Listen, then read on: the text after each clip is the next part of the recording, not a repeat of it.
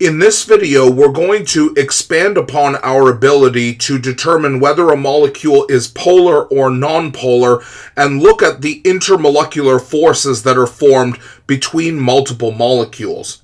So if you're a little rusty on the meaning of this word, we can just break it down to understand its meaning. So we know the prefix inter is referring to between two things. Between two of what? Well, we can see that the word molecular indicates that we're looking at more than one molecule, and we're looking at some kind of attractive force that exists between multiple molecules. So that's what we mean by intermolecular forces. And in short, intermolecular forces are simply based on the principle of opposites attract, meaning that when we have two charges on two different molecules that are oppositely charged, a positive pole on one molecule and a negative pole on the other, because of the fact that the charges are opposites, these two poles will move towards each other and form a type of attraction, which is what we call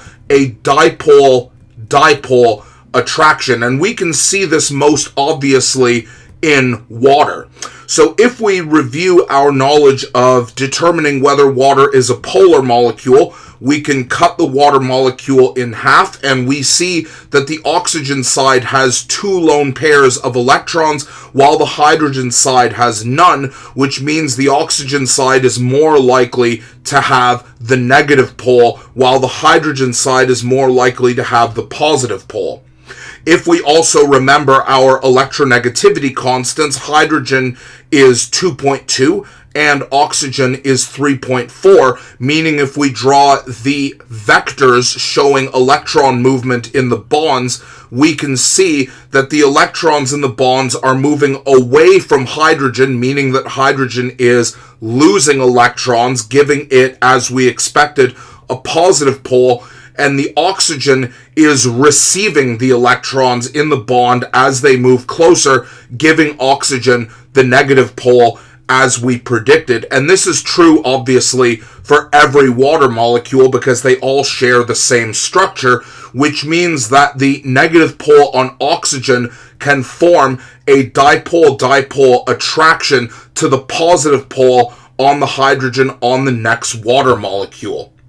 Now, even though water is easily the most common and recognizable example of a dipole-dipole attraction, we can also get it happening in other polar molecules such as hydrogen fluoride or hydrofluoric acid in water and ammonia. So we know that fluorine and nitrogen have a much higher electronegativity than hydrogen does, meaning that both nitrogen and fluorine are going to be pulling the electrons in their respective bonds closer towards the right side of each molecule like this. And we can also see, if we cut these molecules down the middle, that nitrogen and fluorine also have more lone pairs than any of the hydrogens do, meaning that nitrogen and fluorine have negative poles, while hydrogen, just like in water, has positive poles. And here, between nitrogen and hydrogen, we have another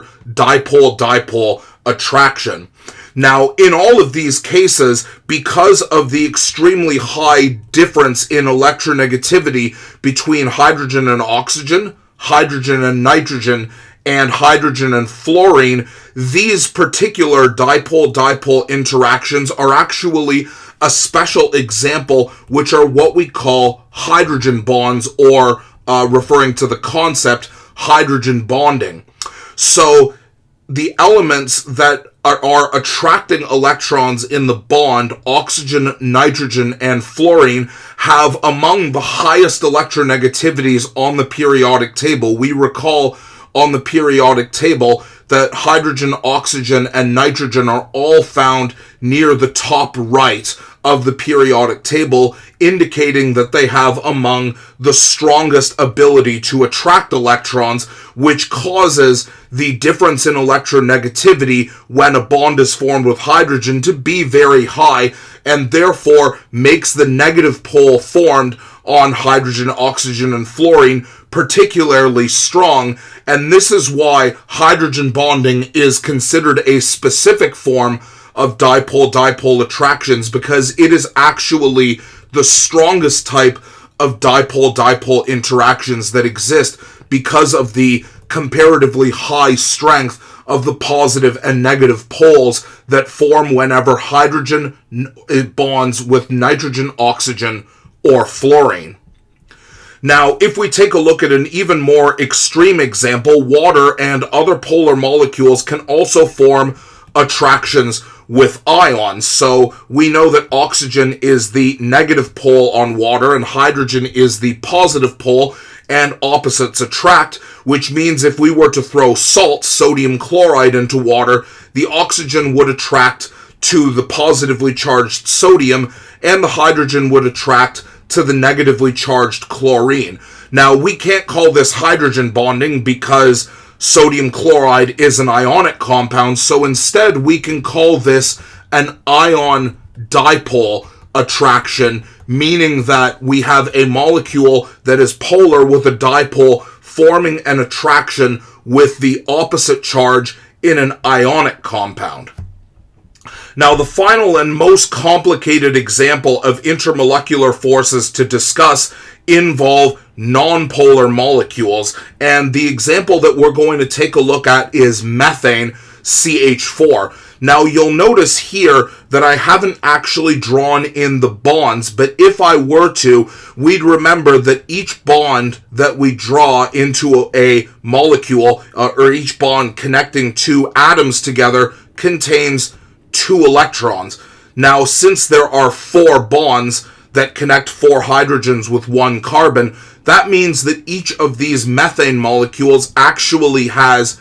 8 electrons. Now, the reason why I haven't drawn them in is if we remember how electrons behave, number 1, electrons are too small and too unpredictable to know the location of. Electrons are too small to be able to see, and the movement of electrons is too erratic for anyone to be able to predict. All that we can know is a general idea of where the electrons might be. So theoretically, 1, 2, 3, 4, 5, 6, 7, 8, theoretically all 8 electrons can be clustered on the left side of this methane molecule here. Now, are these 8 electrons going to stay in the same location? Well, obviously not, because electrons have the same charge, meaning that they are going to repel, meaning that these electrons are not going to stay in place here. They're going to be constantly moving. However, if we pause time right at this point, we can see that all 8 electrons being on the left side of this methane molecule means that at least for this instant in time, the left side of this methane molecule has more negative charge than positive charge because of it having all of the electrons in the 4 bonds located here.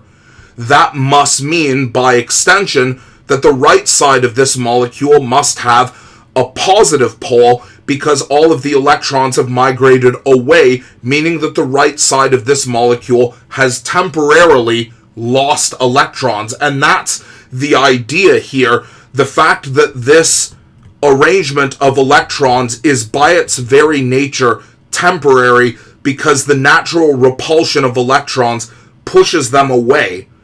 However, when this molecule has electrons oriented like this, if we assume that this methane molecule is right next to it, we would expect 1, 2, 3, 4, 5, 6, 7, 8, that the 8 electrons would be clustered on the left side like this because opposites attract, because negative charge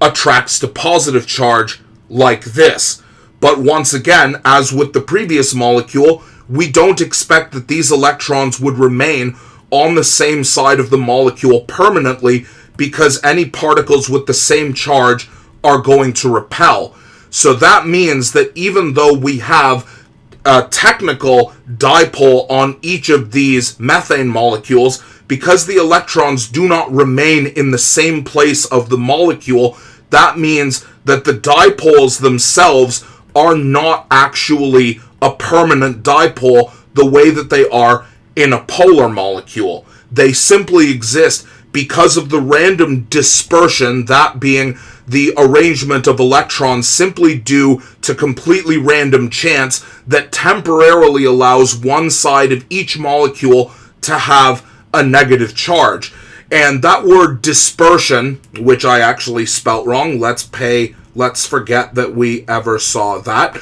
That word dispersion, referring to the random arrangement of electrons, actually gives us the name of the intermolecular force that is formed. These are what we call dispersion forces. Chemistry majors may call these London forces, and biologists, you may hear them using the term van der Waals forces, although I prefer the term dispersion forces because it describes why the electrons are temporarily oriented in the locations where we find them. And again, this simply occurs because of the random scattering of electrons on one side of the molecule. Now, because of the fact that this attraction here is not permanent, because the electrons that give each side of these molecules a negative charge will randomly scatter away from each other, when these electrons scatter, that negative charge is going to disappear and the positive charge with it, which means that the attraction temporarily between these two will now be broken, and for that reason, dispersion forces are considered the weakest of all intermolecular forces that exist between molecules. To test and review your knowledge of the difference between dipole-dipole, ion-dipole, and dispersion-dipole attractions, take a look at the arrangement of molecules that you find on the next page and see if you can, number one, identify what kind of intermolecular force will form, and number two, to actually draw the intermolecular forces that form between each group of molecules that you see.